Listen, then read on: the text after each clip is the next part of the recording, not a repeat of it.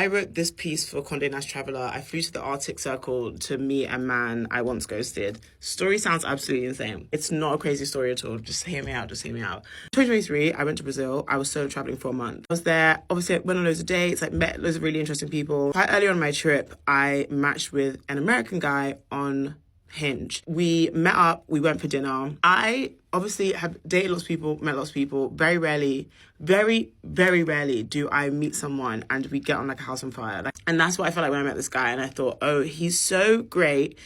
I can never speak to him again. I just don't like experiencing emotions. I meet someone and I'm like, oh, I really, really like them. The best course of action is to never speak to them again.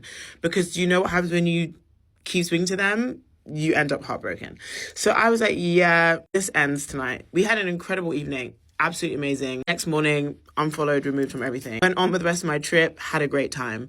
In the summer, I remember watching like Love is Blind, and one of the people on there reminded me of him so much. Like, they were both super irritating, and I messaged him being like, do you watch Love is Blind? Because you remind me of this guy so much. Are you guys cousins or something?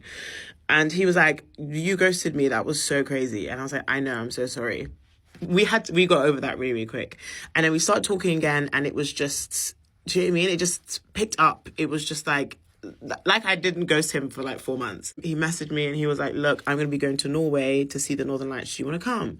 And I was like, yeah, I want to come to Norway to see the Northern Lights. And so he bought me a ticket, fly to Tromsø to meet him. And it was just amazing. It was like 4 days of just like romance and fun and marching in the snow and wearing matching hats. Like, it was brilliant. And then it got to the end of the trip and it kind of got a bit like sad and somber because it was never going to happen between us. Like, we were never going to have a long distance relationship or whatever. Like, that just wasn't an option. And so I kind of write about like coming to terms with that, but also enjoying the time I spent with him and finding out how he can exist in my life without me immediately feeling like I needed to cut him off. Normally, if I've dated someone or I'm romantically involved in someone, when it ends, we don't ever speak again.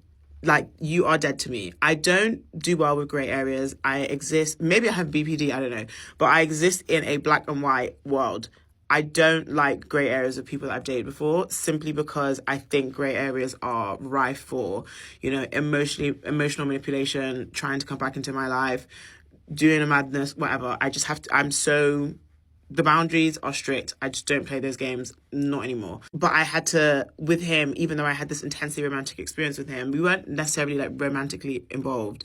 So he kind of sat in this awkward space where I was like, oh, I actually do really like you as a person. I don't want to apply like the same strict rules I apply to someone I date because I want to keep you in my life. Now we're friends and I speak to him all the time and he is actually really lovely and I'm so glad I didn't completely cut him off. But this is it's supposed to be love and travel. It's really not giving love at all.